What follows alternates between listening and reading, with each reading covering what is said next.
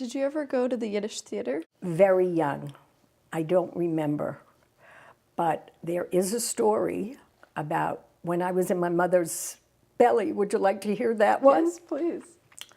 My father took the whole family. My mother was pregnant.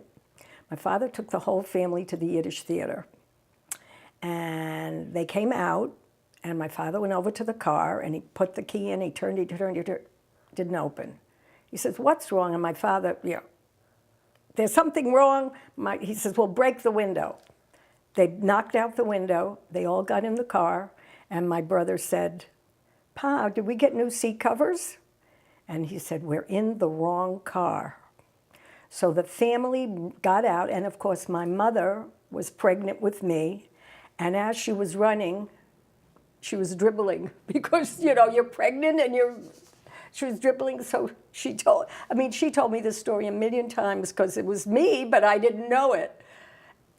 In those days, the back seat of the car had like a band across. Today, I think you've got something, if you're making a sharp turn, you can hold on the side, but this was like a band across. She got in the car, she took off her underwear, rinsed it out, and hung it on that band to dry.